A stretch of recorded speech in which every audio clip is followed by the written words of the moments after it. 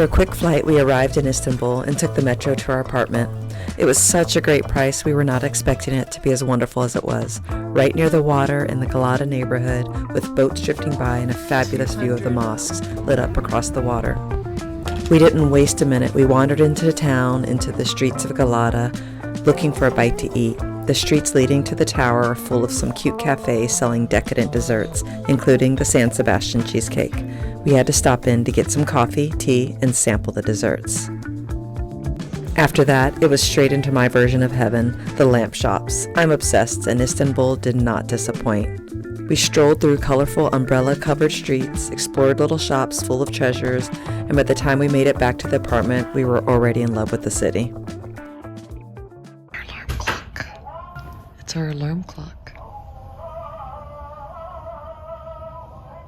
Our first full day is Thanksgiving Day. We hopped on the tram and made our way to the Seven Hills restaurant for a special meal, Turkish breakfast on Thanksgiving morning, and let me tell you, what a spread. Fresh bread, honey and clotted cream, olives, cheeses, eggs, jams. Dish after dish kept arriving until our table looked like a work of art. Hanging out on top of the After breakfast, we went up to the rooftop, and it honestly took our breath away. The Blue Mosque and Hagia Sophia stood tall right in front of us. It was one of those moments where you just have to stop and soak it all in. A quick stop into another lamp shop and to sample some Turkish delight before headed out to the Basilica Cistern. We didn't get far before we had to stop to say hi to the real locals, the street dogs and cats. They're everywhere in the city, and they completely stole our hearts. They're calm, sweet, and clearly well cared for. They're everywhere, lounging on benches, on the sidewalks, in the parks. It's like they own the place. So of course, our walk turned into a bit of an animal meet and greet. Honestly, one of our favorite things about Istanbul were all these dogs and cats. We eventually made it to the Basilica Cistern. It's like an underground cathedral built in the 6th century. It's a massive cistern that once held the city's water supply, all tucked under the streets of Istanbul.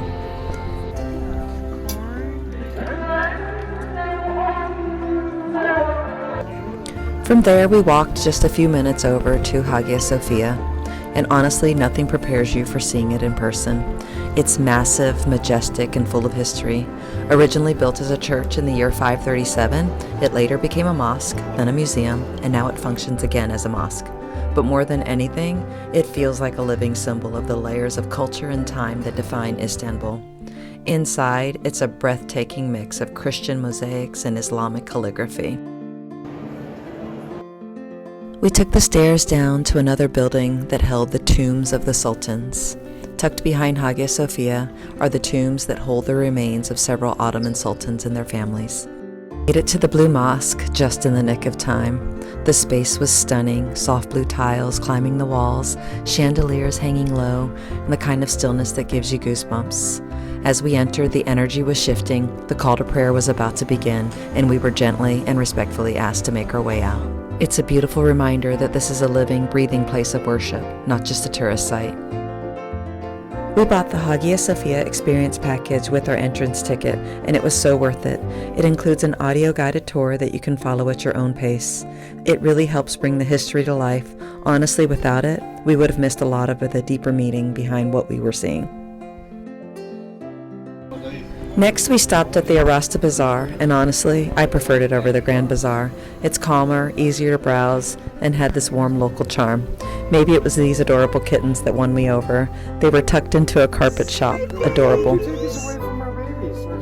One of the main reasons I was so excited to come to Istanbul was to find cushion covers, inspired by a recent trip to Cappadocia. We fell in love with the colors, patterns, and textures there, and wanted to bring a little piece of that magic into our home. After searching through a few shops, we finally found the perfect covers. Thank goodness I made everyone pack light, so there was plenty of room in the suitcases. After shopping, we were starving, so we might as well find a place with a view. The food was actually really good at this place.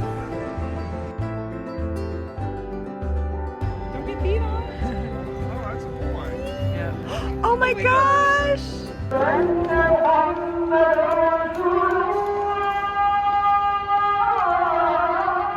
We ended our first day just as beautifully as it began, walking past the mosques at sunset, the sky glowing soft orange and pink while the call to prayer echoed all around us. There's something about hearing it at that hour. It made the whole city feel sacred and alive. As we made our way back to the Galata neighborhood, the streets had quieted, but Istanbul still had some surprises. We noticed that when the shops close and their shutters come down, they reveal these incredible murals. It turned our nighttime walk into a mini art gallery. With tired feet, we got back to our apartment knowing we were definitely in love with the city. Up early for day 2, we start our days with our favorite morning greeter. He's following us. Let's go. Oh my God, he is so Hi. He's following us. Hi. It wasn't long before we met even more friends. They're just so friendly. We could not get enough, especially Carly. We started our second full day with the walk across Galata Bridge. The fishermen were already out, shoulder to shoulder, casting their lines with quiet focus. The city was just waking up, but there was already so much life.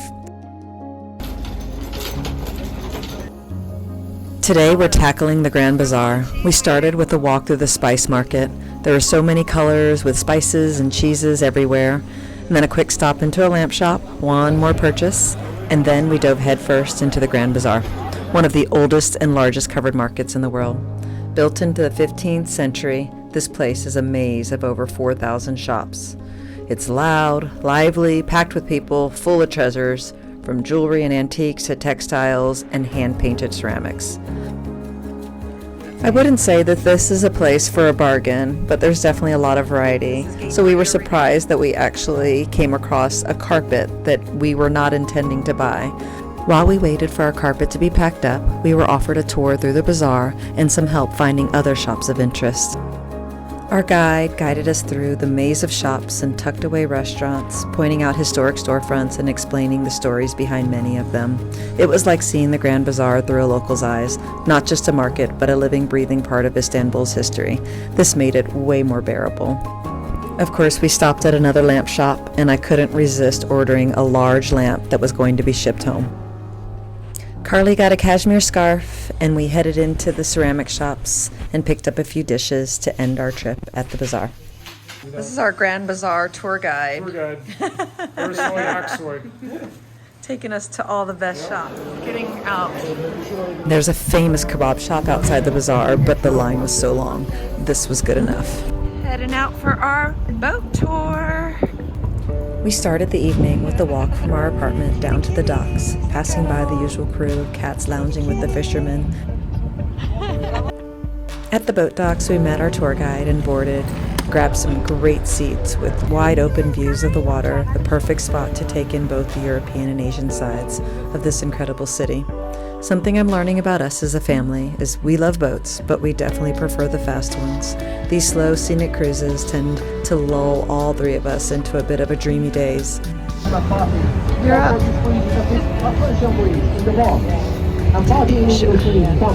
But the beauty of the Bosphorous at sunset kept us awake. It is beautiful seeing all the palaces and mosques glowing in the golden hour light. The tour guide pointed out all the major sites along both the Asian and European sides, but my favorite sites were definitely us coming in with everything glowing while the sun was already set. It is the perfect way to slow down and take it all in and see Istanbul from a whole new perspective. A peaceful end to a day full of color, culture. I had heard about these famous fish sandwiches that were served along the dockside. I didn't find the guy selling them out on the street, so we got some from a restaurant. They were delicious. I also wanted these mussels filled with rice, but those were a little disappointing and cold. After the cruise, we decided to take on one more adventure, a late night walk up to Taksim Square. And let me tell you, the hills in this city are no joke. We were seriously climbing. Carly was hoping to do a little shopping along Istiklal Street, one of Istanbul's most famous and bustling pedestrian avenues, but it was a bit too crowded for us and our tired feet. So instead, we treated ourselves to a final late-night dessert, soaking in the energy of the city one last time before calling it a night.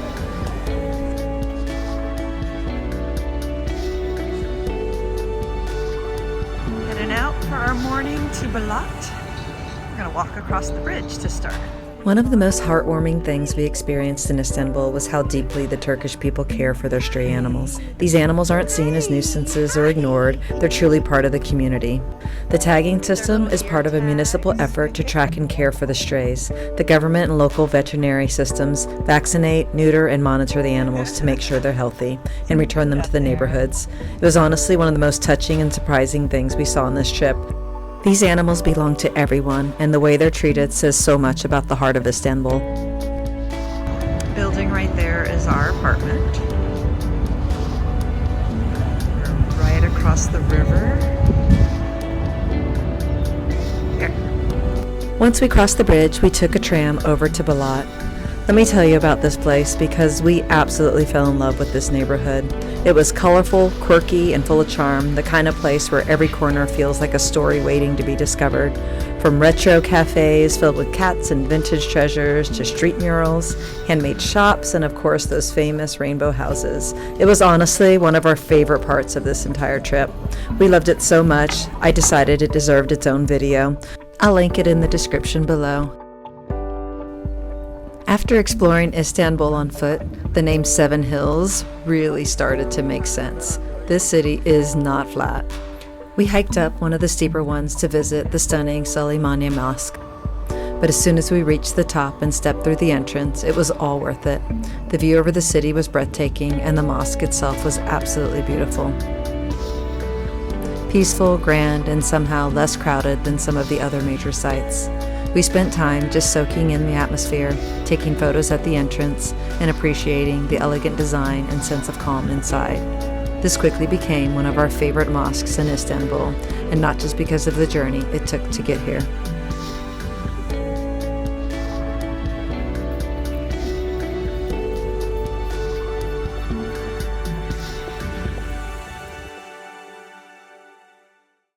Leaving the mosque, we stumbled upon a 4-story lamp shop filled with all my favorite designs, and finally at the right prices too. I was in heaven.